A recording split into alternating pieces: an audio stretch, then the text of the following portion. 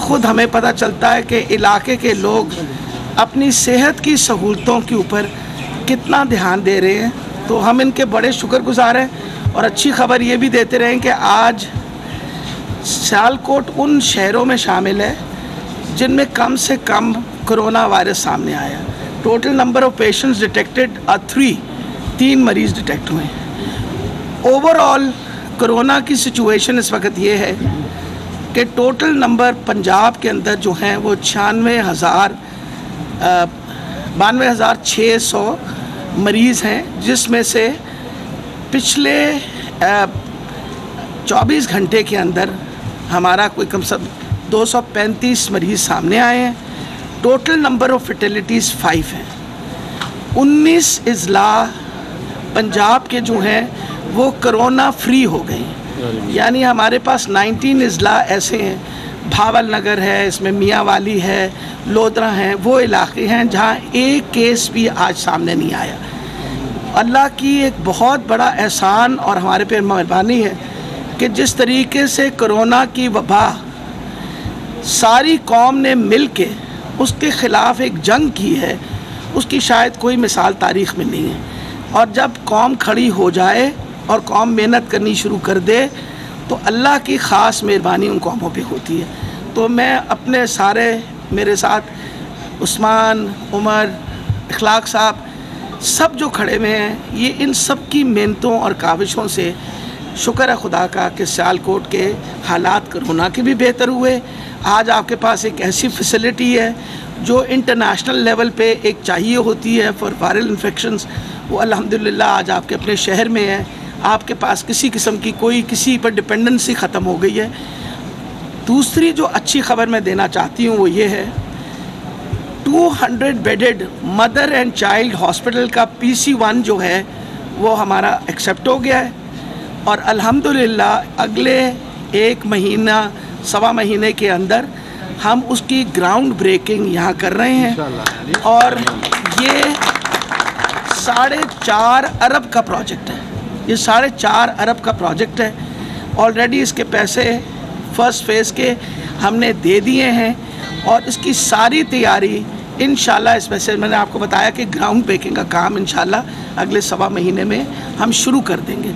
तो ये सियालकोट के लोगों के लिए एक अच्छी खबर, खान साहब, इमरान खान साहब और उस्मान बुज़दार साहब का फोकस जो है वो सेहत और ख़ास तौर पे जो सबसे ज़्यादा वल्नरेबल बंदा है सोसाइटी का, वो एक माँ और बच्चा, जिसके बारे में खान साहब ने पहले दिन ही ये कही थी अपनी तकरीर में कि हम इंशाल्लाह उनके लिए बेहतर से बेहतर सहूलतें देंगे। और इसी चीज़ को मद्देनज़र रखते हुए इस वक्त पंजाब के अंदर इंशाल्लाह इस साल के अंदर 7 मदर एंड चाइल्ड हॉस्पिटल्स जो हैं उनकी तामीर शुरू होगी। लाहौर के अंदर और मियाँ वाली में ऑलरेडी शुरू हो चुकी है, बाकी 5 की इंशाल्लाह इस साल में शुरू होगी, जिसमें एक बहुत बड़ा हिस्सा फेडरल गवर्नमेंट अपना डाल रही है। यानी फेडरल गवर्नमेंट की तरफ से एक बहुत बड़ी सपोर्ट आ रही है और ये हस्पताल उन इलाक़ों में बन रहे हैं जिनकी तरफ आज तक कभी किसी ने ध्यान नहीं दिया था, जिसमें राजनपुर है, जिसके अंदर भावल नगर है, लैया है, अटक है, मियाँ वाली है, सियालकोट है।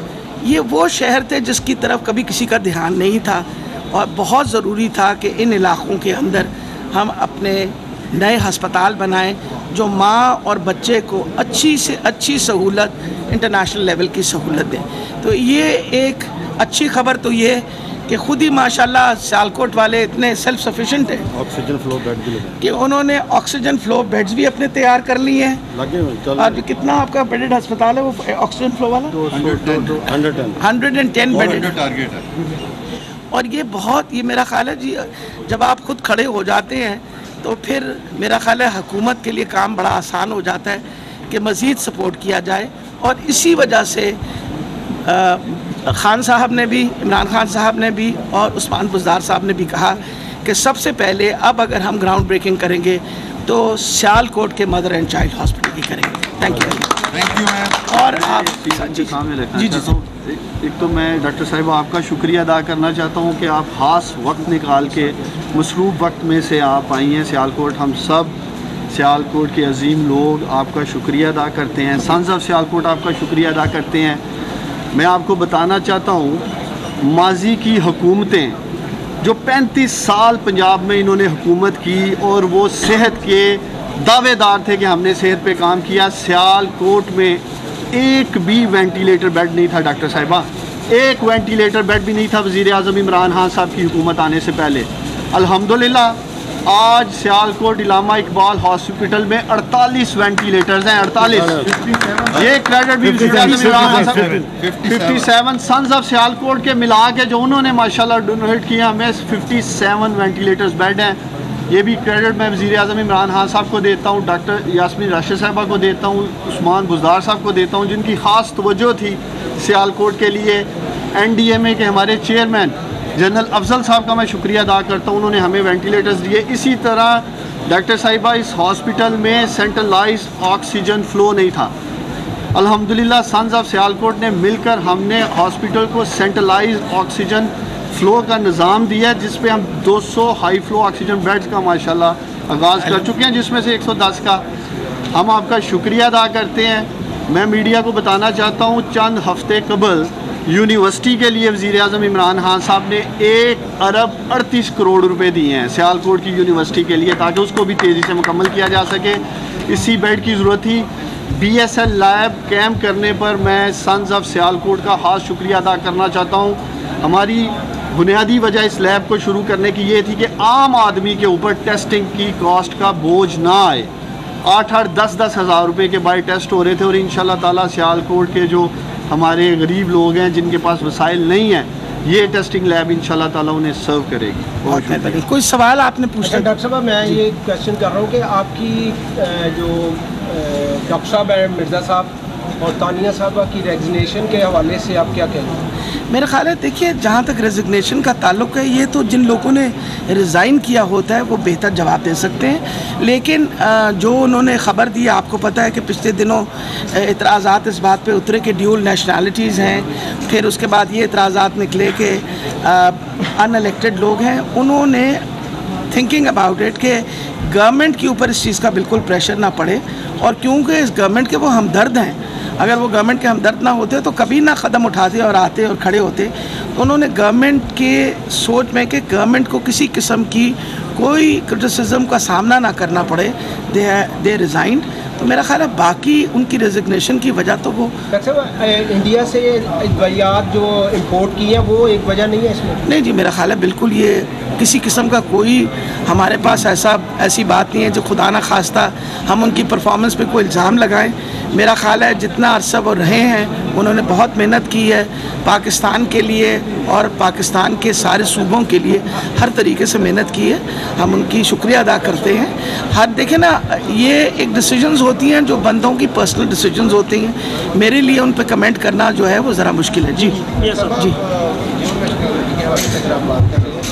बुखारी साहब का भी हम आने वाले दिनों में देख सकते हैं कि कुछ ऐसा हो सकता है। और दूसरा खबरें चल रही हैं कि बुखारी और रज़ाक दाऊद के हवाले से चाइना के कुछ कंसर्न हैं, ख़ास तौर पर ग्वादर के हवाले से और CPEC के हवाले से। मैं असल में जी मैं एक अदना सा मिनिस्टर हूँ पंजाब का, और मेरे लिए बहुत सारे ऐसे डिसीजंस हैं जो फेडरल गवर्नमेंट के लेवल पे, मेरे लिए उन पे कमेंट करना बहुत मुश्किल होता है। जो आपने बातें की हम पता ज़रूर कर लेंगे, लेकिन इस वक्त तो जो मैं जवाब देने आई हूँ वो जो सेहत की सहूलतें हैं जो इस वक्त पंजाब में हमने बेहतरी लाए हैं, या अगर आपका ख्याल है कि कोई कमी रह गई है, उनका जवाब देंगे।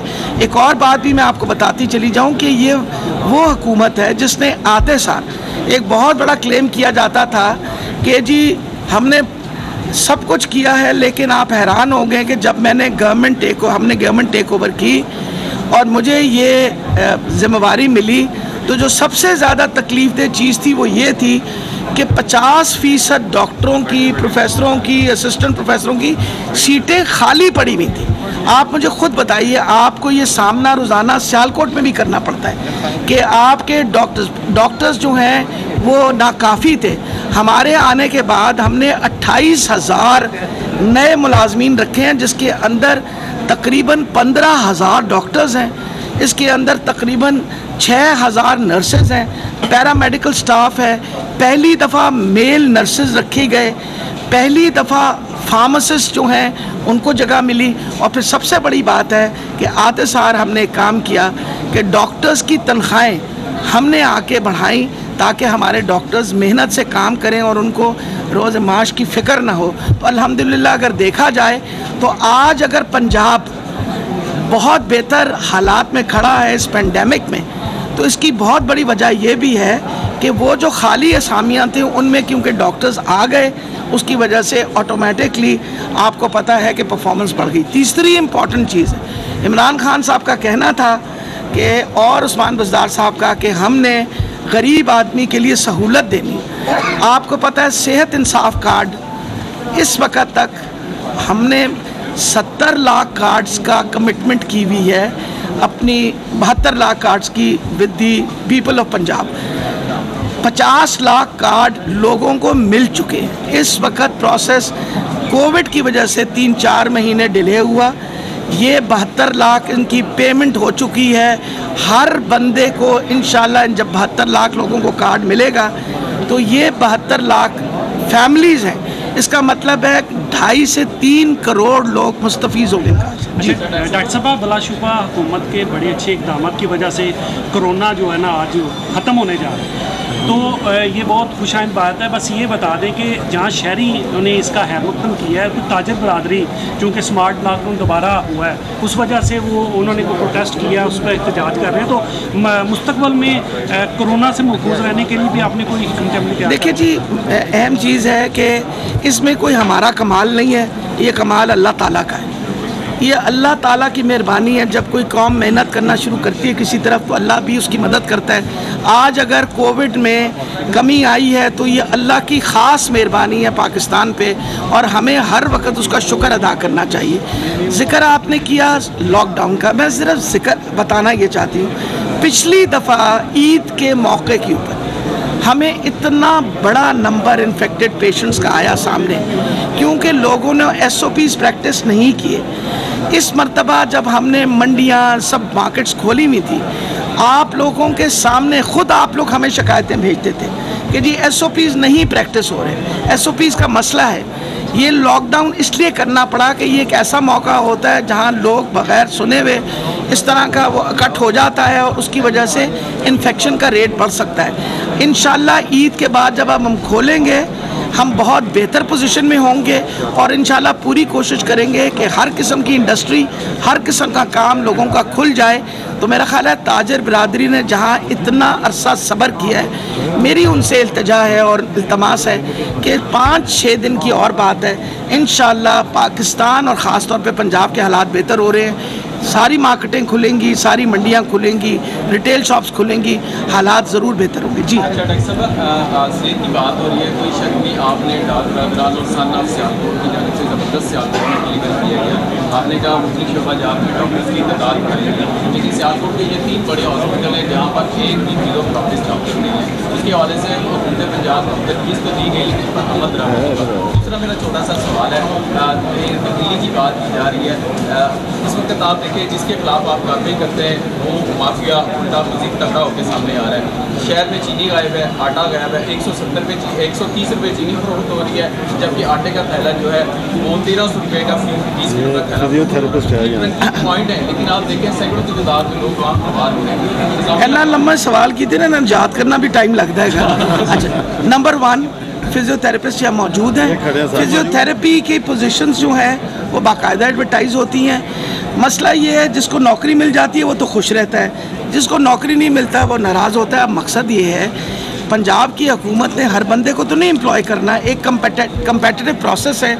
पब्लिक सर्विस कमीशन में अनाउंसमेंट्स होती हैं, लोगों को कंपटीशन में जाना चाहिए। जहाँ तक आटे की, चीनी की कीमत है, वो आपने सही इसकी निशानदेही की है। इसके ऊपर प्राइम मिनिस्टर साहब ने, चीफ मिनिस्टर साहब ने इसके ऊपर बाकायदा नोटिस लिया है। ऑलरेडी कमेटीज़ बनाई गई हैं। पूरी कोशिश करेंगे कि इंशाल्लाह ये प्राइसेस भी कंट्रोल हों और गरीब आदमी की पहुंच में हो। बहुत शुक्रिया जी, थैंक यू।